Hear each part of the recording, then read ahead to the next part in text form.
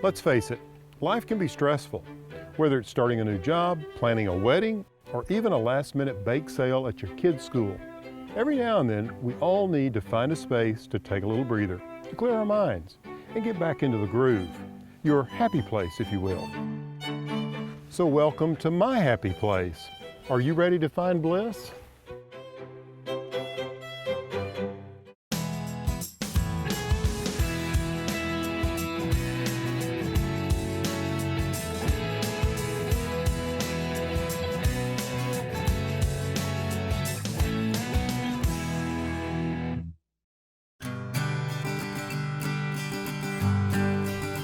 Did you ever do this as a kid?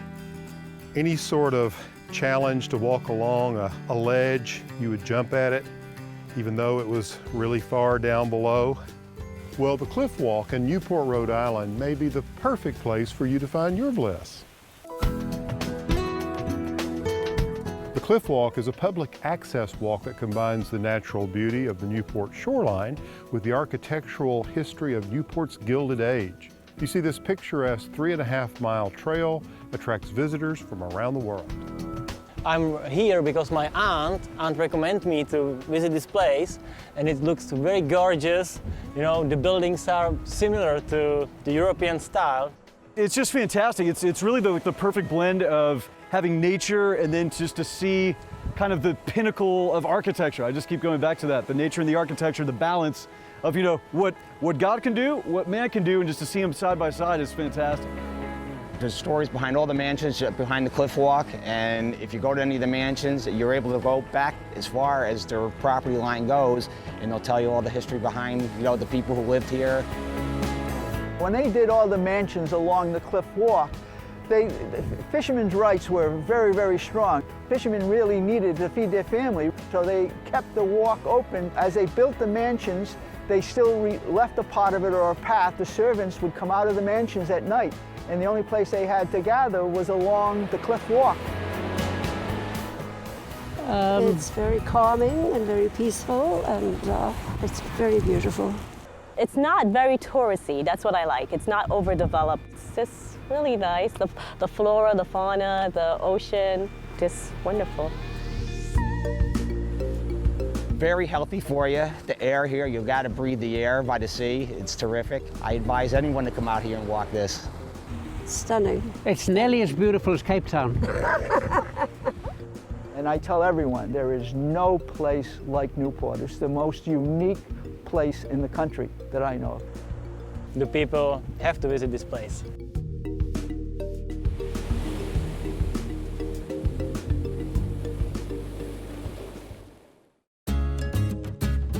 Right now, everything in my backyard is demolished, and they are making me a new pond. Still to come, we surprise one of my Facebook fans with a backyard oasis.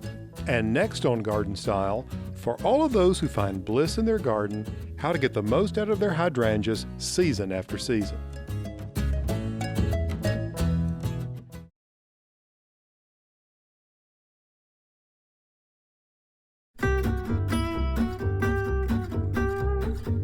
Do you love hydrangeas? You know those shrubs that have those enormous, brightly colored flowers on them?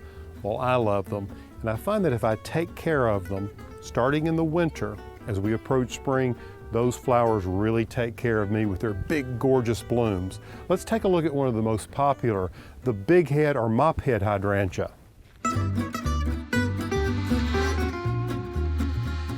Now, if you look closely, you'll see that there are a lot of blooms left from last year. With this type of hydrangea, you really don't want to prune much at all this time of year. You just want to take off some of the old blooms like this. And you want to remove any dead stems. And the way to check whether the stem is dead, just scratch the stem, and if it's green under there, then you know you want to leave that stem alone. But if it's dead or brown, go ahead and cut it out. You see, the best time to do major pruning on a big head or mop head hydrangea like this is after it's finished its bloom cycle. The thing to remember here is that your flower buds are set on last year's growth, so cutting any of this back now, I'm just going to be cutting my flowers off. Now this is Hydrangea arborescens, or smooth hydrangea. You may know it as Annabelle or Incredibelle. Now what's interesting about this is it blooms on new wood that's going to come up from these stems in the spring. So you can cut these plants back to about 6 to 10 inches, and then you get this big flush of growth and bloom later in the spring. So I'm going to get kind of radical with these and cut these really low. Now this is a hydrangea, big, isn't it? This is the third category, the panicle hydrangea. You may know it as PG hydrangea or limelight hydrangea, another great cultivar of this type of hydrangea.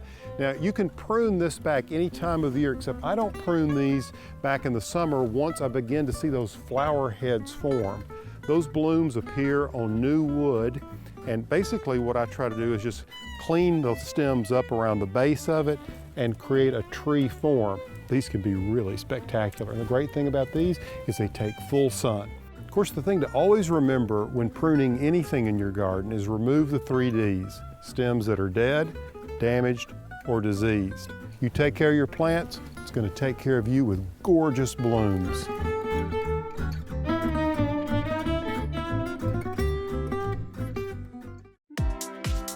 Oh my gosh, that's amazing. After the break, a Facebook fan gets a well-deserved backyard makeover.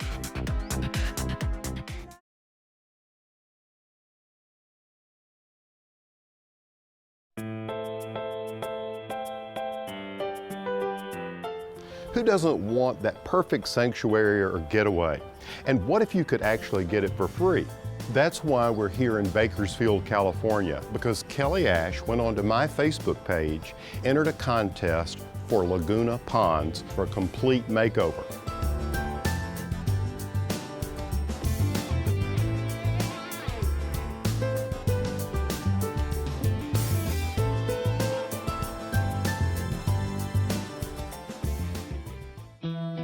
I'm Kelly. I live in Bakersfield, California. I have 2 kids, Mallory, who is 6, and Wyatt, who is 9. Right now, everything in my backyard is demolished, and they are making me a new pond. So they're going to be redoing my entire backyard. Kelly is a single mom, and that's difficult to raise 2 kids on your own. But in all of that, she's always the person in our family to think about somebody else. She is there for her kids 24/7, whether it's at the ball game, at the school, making cookies, going to visit the kids at the classroom. She's always involved with those kids. She's a great mom. She works for a pediatric dentist, so she's with children all day long. To be able to go into her backyard and listen to that beautiful sound of water from the water feature is just going to be fabulous for her.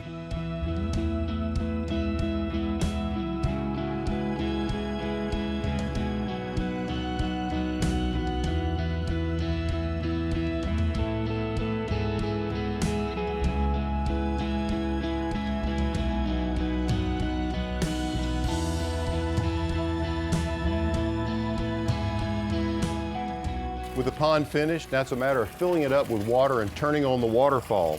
The guys did a great job on this.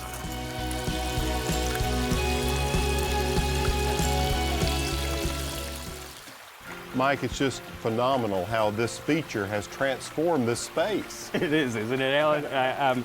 I'm really pleased with the way everything's turned out and with the minimal amount of time that we were able to do this. Yeah, I mean, what did this take, 5 hours? Approximately 5 hours, yeah. And it was myself and 2 other guys helping to work.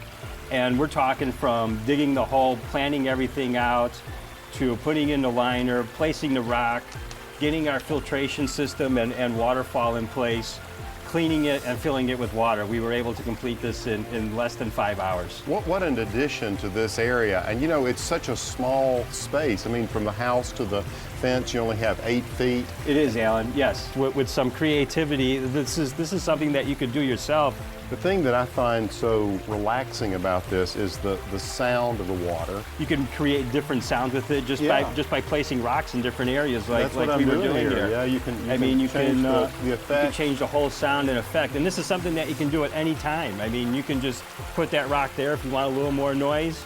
If you want it back to the way it was, you can take that rock out. And that's the creativity of of having something like this in your yard. You know, it just makes you feel happy to have this sort of success in your backyard that you can see every day. And to bring happiness to other people like this and doing what we do, absolutely.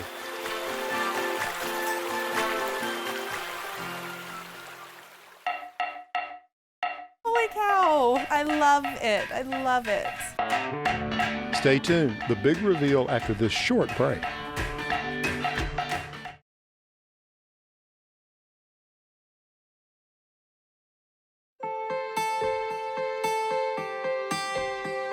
With the fountain in place, which is the centerpiece of the garden, now it's time to, well, get started on the landscape. Add some of those beautiful plants. Let's get going.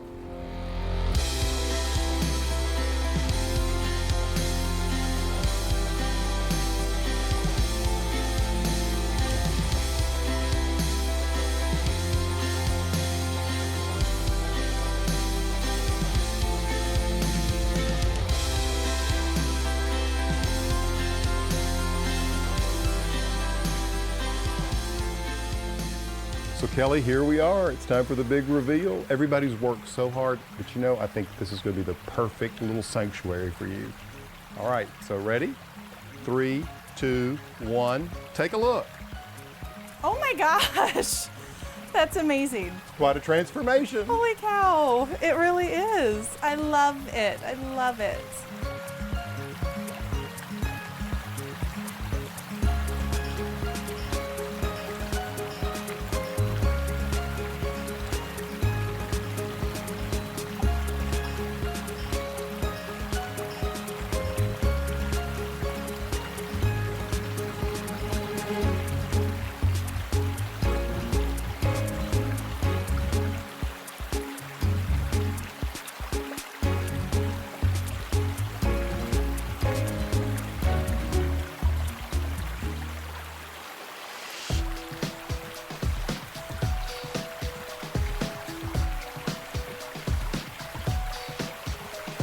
I'm so glad I entered that contest on Facebook. I would have never dreamed I would have won, and I did, and look at what I got. This is unbelievable. It's really great.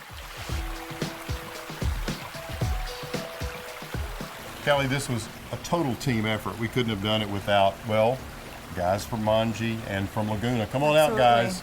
I want you all to meet Kelly. And Kelly, this is Dan Manji. Hi. Kelly, I'm hoping you landscaper extraordinaire. Kelly, how are you? Hi. And Mike from Laguna, who orchestrated this beautiful water Awesome. piece. Thank you, guys. You did such a wonderful job. This is amazing. It's an absolute pleasure. Thank You're welcome. you. I hope you enjoy it I will. for a long, long time. I will. It was Thank our pleasure. you.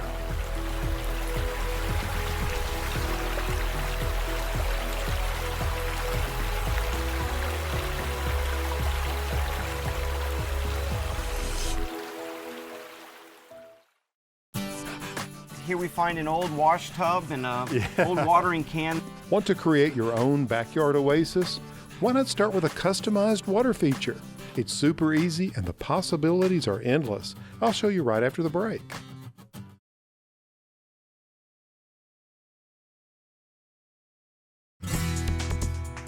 Would you like to create your own backyard oasis? Why not start with a customized water feature? They're so lovely, and it's super easy, and the possibilities, well, they're endless. You know, Chris, it's been fun getting crazy and creative with these water features. Yeah, there's a lot of different things we can do. I mean, wandering around and just found this old ice cream maker and decided to turn it into a We hadn't used this thing in years. So it's perfect. I just love it. If you're worried about it leaking, all you have to do is take one of these rubber liners and make sure it's filled in, and then, you know, the ingredients are pretty basic. Right. I mean, we're using some of this river rock, which you can buy by the bag. Not that expensive to do, and a pump inside, and we're ready to turn this thing on. Yeah, let's give it a try. Now, the size pump that you used here in this one is what size? This 185? It's about a 185 gallon an hour pump, just something small. Right. Just to, again, create that sound of water. And look at this one, an ordinary clay pot. Took just a plain clay pot, some epoxy, a 2-part epoxy that we molded and stuffed into the bottom of it to block up the hole. Placed a brick, or in this case we used another small terracotta pot upside down, put the pump on top, and added some water lettuce, and now we've got a little water garden and a little, again, small decks, patios, balconies. Yeah. And look at this. Yeah, again, you know, we were wandering around the farm, and here we find an old wash tub and an old watering can that right. Galvanized watering cans we don't see used too much anymore, I don't think. Well, now this is when I thought you got really creative in the way that you attached the watering can to the wash tub. Yeah, we just ran to the hardware store and we found a 12-inch piece of galvanized pipe, a couple of washers or nuts from electrical department, ran our tubing up through here off of the pump. Again, we're using about a 200-gallon-an-hour pump on this. Right. And a couple of clamps with self-tapping screws. We could even later on add a light. There's LED lights that you could put a light in here, so at night it's illuminated. Adds so much, doesn't it? Yeah, with that water movement in the metal, the shimmer off the metal would be really pretty to see that light at night. 3 different styles here. But the piece de resistance has to be this over here. I just love what you've done with this. But Chris, this is the one where I think you really knocked the ball out of the park. We took the metal wash tub, built a frame behind it just out of scrap wood we found. Right. Covered it with some of a pond liner that we had left over from one of your ponds. Now let's talk about the water source itself, because across the top here you have a horizontal bar with a series of, it's perforated, so you get this constant flow of water, the wall of water. Right, we just took PVC and a can of black spray paint, drilled holes in it where every square was going to fall, so you'd have water running down each square. Yeah, I see that, right. And attached it with a pipe hanger across the top, connecting to our pump that sits down inside. Very creative, my friend. Well, thank you. And like I say, it's just look around, see what you've got at your own in your home, and you can be able to develop any kind of a fountain. Yep, as long as you've got something that'll hold water, you can go from there. Right. Yeah, excellent.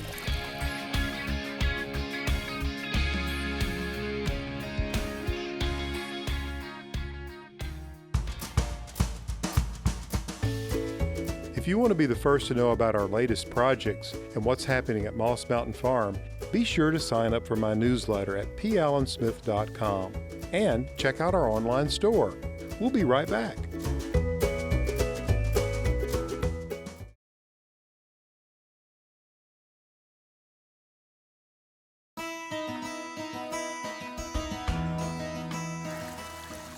One of my favorite places here at the farm is this natural water feature. I love to come here and hear the sound of the water and watch the fish swimming back and forth. And from time to time, I give them a little food like this. It's one of those places where I can completely relax. Now, this is the end of the show, so I hope it doesn't cause you to get anxious and stressed out. We'll have another one coming up soon. Until next time, I hope this show has inspired you to get out there and find your happy place and discover your bliss. For Garden Home, I'm Alan Smith. Come and get it.